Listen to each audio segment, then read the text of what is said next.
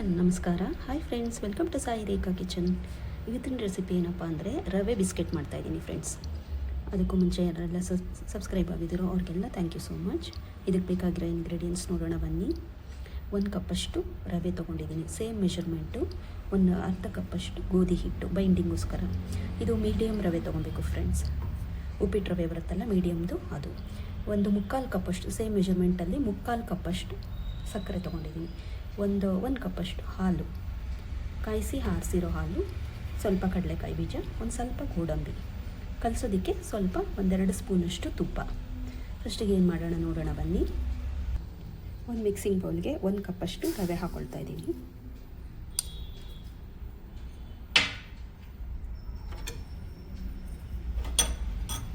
Half ಕಪ್ಪಷ್ಟು ಗೋಧಿ ಹಿಟ್ಟು,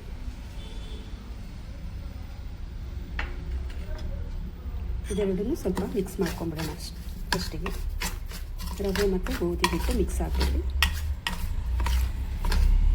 ಈಗ ಇದಕ್ಕೆ ಕಡಲೆಕಾಯಿ ಬೀಜ ಕುಟ್ಕೊಂಡಿದ್ದೀನಿ ಫ್ರೆಂಡ್ಸ್. ಮಿಕ್ಸಿಗೆ ಹಾಕ್ಕೊಂಡ್ರೆ ಪೌಡ್ರ್ ಆಗೋಗ್ಬಿಡುತ್ತೆ, ಅದರಿಂದ ಕುಟಾಣಿಯಲ್ಲಿ ಕುಟ್ಕೊಂಡಿದ್ದೀನಿ. ಸ್ವಲ್ಪ ಕಡಲೆಕಾಯಿ ಬೀಜ ತೊಗೊಂಡಿದ್ದೀನಿ, ಒಂದು ಸ್ವಲ್ಪ ಗೋಡಂಬಿ ಕಟ್ ಮಾಡಿ ಇಟ್ಕೊಂಡಿದ್ದೀನಿ ಸಣ್ಣದಾಗಿ. ಬಾದಾಮ್ ಬೇಕಾದರೆ ಹಾಕ್ಕೊಬೋದು. ನಾನು 2 ಸೇಮ್ ಕಲರ್ ಇರುತ್ತಲ್ಲ ಅಂತ ಕಡಲೆಕಾಯಿ ಜೊತೆ ಗೋಡಂಬಿ ಹಾಕ್ಕೊಂಡಿದ್ದೀನಿ. ಇದಕ್ಕೆ ಈಗ ಏಲಕ್ಕಿ ಪೌಡರ್ ತೊಗೊಂಡಿದ್ದೀನಿ, ಒಂದು ಅರ್ಧ ಸ್ಪೂನಷ್ಟು ಏಲಕ್ಕಿ ಪೌಡರು. ಇದು ಮಿಕ್ಸ್ ಮಾಡ್ಕೊಂಬಿಡೋಣ. ಈಗ 1/4 ಕಪ್ಪಷ್ಟು ಸಕ್ಕರೆ ತೊಗೊಂಡಿದ್ದೀನಿ. ನೀವು ಬೇಕಾದ್ರೆ ಸಕ್ಕರೆ ಕಮ್ಮಿ ತಿನ್ನೋರು ಅರ್ಧ ಕಪ್ಪಷ್ಟು ಬೇಕಾದರೂ ತೊಗೊಬೋದು. ನಾನು 1/4 ಕಪ್ಪಷ್ಟು ತೊಗೊಂಡಿದ್ದೀನಿ. 1 ಕಪ್ ರವೆಗೆ ಒಂದು ಅರ್ಧ ಕಪ್ ಗೋಧಿ ಹಿಟ್ಟು, 1/4 ಕಪ್ಪಷ್ಟು ಸಕ್ಕರೆ. ಮಿಕ್ಸ್ ಮಾಡ್ಕೊಂಬಿಡೋಣ. ಇದು ಮಿಕ್ಸ್ ಆದಮೇಲೆ ಇದಕ್ಕೆ 1-2 ಸ್ಪೂನಷ್ಟು ತುಪ್ಪ ಹಾಕ್ಕೊಳ್ತಾ ಇದ್ದೀನಿ.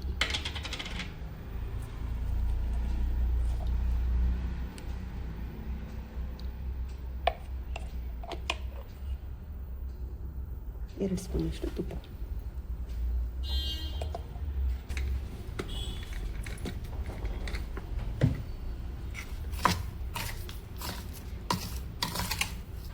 ತುಪ್ಪ ಜೊತೆ ಕೈಯಲ್ಲೇ ಕಲಿಸ್ಕೊಂಡ್ಬಿಡ್ತಾ ಇದ್ದೀನಿ.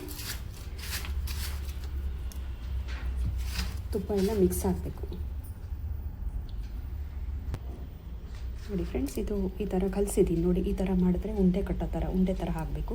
ಇದು ಕರೆಕ್ಟಾಗಿದೆ. ಇವಾಗ ಇದಕ್ಕೆ ನಾವು ನೀರು ಹಾಕ್ಕೊಬಾರ್ದು, ಸ್ವಲ್ಪನೇ ಹಾಲು ಹಾಕ್ಕೊಂಡು ಕಲಿಸ್ಕೊಂಬಿಡೋಣ.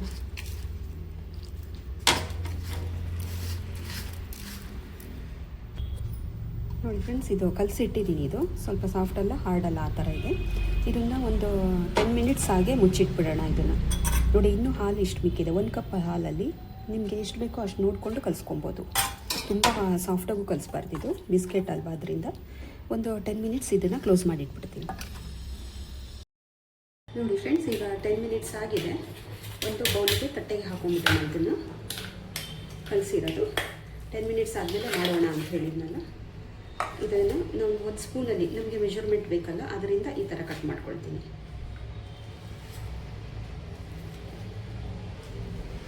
ಒಂದು ಉಂಡೆಗೆ ಇಷ್ಟು ಮೆಷರ್ಮೆಂಟ್ ಅಂತ ಬೇಕಲ್ಲ, ಅದಕ್ಕೋಸ್ಕರ 1 ಸ್ಪೂನಲ್ಲಿ ಈ ಥರ ಕಟ್ ಮಾಡಿ ಇಟ್ಕೊಳ್ತಾ ಇದ್ದೀನಿ.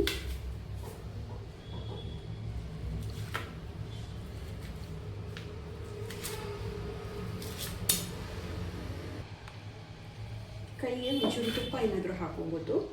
ಹಾಕ್ಕೊಂಬಿಟ್ಟು ಇದನ್ನು ಫಸ್ಟ್ ಉಂಡೆ ಮಾಡ್ಕೊಂಬಿಡೋಣ ಒಂದೊಂದೇ.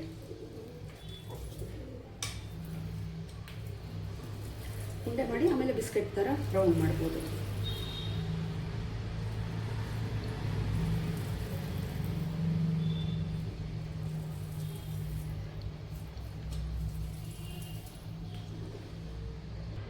ನೋಡಿ, ಎಲ್ಲ ಉಂಡೆಗಳು ರೆಡಿ ಮಾಡ್ಕೊಂಡಿದ್ದೀನಿ. ಈಗ ಸ್ವಲ್ಪ ತುಪ್ಪ ಹಾಕ್ಕೊಂಡಿದ್ದೀನಿ ಕೈಗೆ. ಇದನ್ನು ರೌಂಡ್ ಇರೋದನ್ನು ಸ್ವಲ್ಪ ಹೀಗೆ ಚಪಾತಿ ಥರ ಮಾಡ್ಕೊಬೋದು. ಈ ಥರ ಮಾಡ್ಕೊಬೋದು, ರೌಂಡ್ ಶೇಪ್.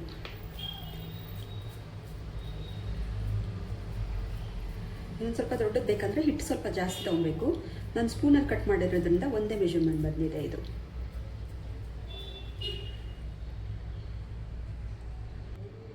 ನೋಡಿ, ಈ ಥರ ರೆಡಿ ಮಾಡಿ ಇಟ್ಕೊಂಡಿದ್ದೀನಿ ರೌಂಡು. ಒಂದೊಂದೇ ಇವಾಗ ಎಣ್ಣೆ ಕೂಡ ಕಾಯ್ತಿದೆ, ಎಣ್ಣೆಗೆ ಹಾಕ್ಕೊಳ್ತಾ ಇದ್ದೀನಿ.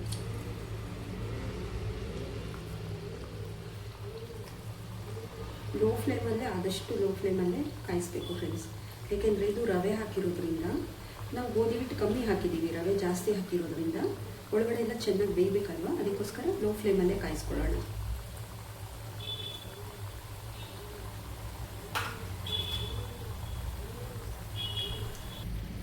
ನೋಡಿ ಈಗ ಕಾಯ್ದಿದೆ, ಗೋಲ್ಡನ್ ಕಲರ್ ಬಂದಿದೆ. ಇಲ್ಲಿ ತೆಕ್ಕೊಂಡ್ಬಿಡೋಣ ಒಂದು ಪ್ಲೇಟಿಗೆ.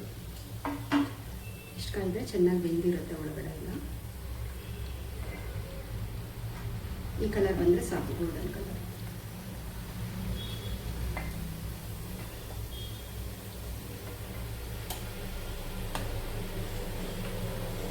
ಸ್ವಲ್ಪ ಸೀಳು ಬಿಟ್ಕೊಂಡಿರುತ್ತೆ, ಆದರೂ ಓಕೆ.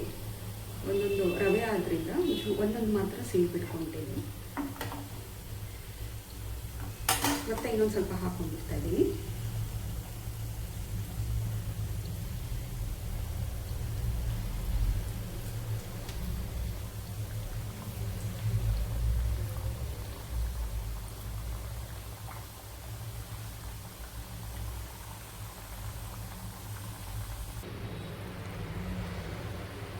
ಫ್ರೆಂಡ್ಸ್, ಇದು ಕೂಡ ಕಾಯ್ದಿದೆ, ತೆಗಿತಾ ಇದ್ದೀನಿ.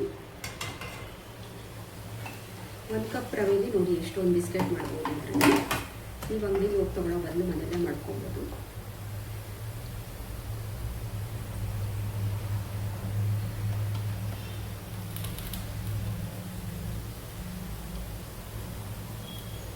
ಇನ್ನೊಂದು 4 ಇದೆ, ಅದು ಹಾಕೊಂಡ್ಬಿಡೋಣ ಇದಕ್ಕೆ.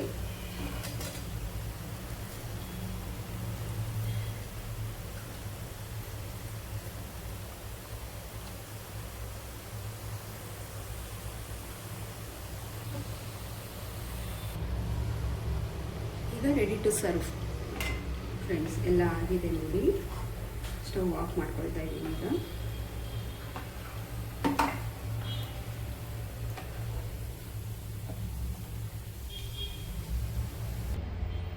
ಈಗ ನೋಡಿ ಫ್ರೆಂಡ್ಸ್, ಬಿಸ್ಕೆಟ್ ರೆಡಿ ಆಯಿತು. 1 ಕಪ್ ರವೆಯಲ್ಲಿ ಎಷ್ಟು ಬಿಸ್ಕೆಟ್ ಮಾಡ್ಬೋದು ಅಂತ ನೀವು ಅಂಗಡಿಯಲ್ಲಿ ತೊಗೊಂಬಂದು ತಿನ್ನೋದಕ್ಕಿಂತ ಮನೆಯಲ್ಲೇ ಎಷ್ಟು ಚೆನ್ನಾಗಿ ಮಾಡ್ಕೊಬೋದು.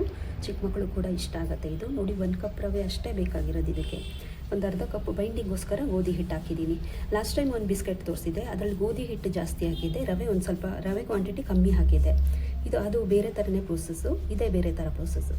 ಈ ರೆಸಿಪಿ ಇಷ್ಟ ಆಯಿತು ಅಂದ್ಕೊಂಡಿದ್ದೀನಿ. ಇಷ್ಟ ಆದರೆ ಒಂದು ಸರಿ ಟ್ರೈ ಮಾಡಿ, ಲೈಕ್ ಮಾಡಿ, ಶೇರ್ ಮಾಡಿ. Thank you for watching.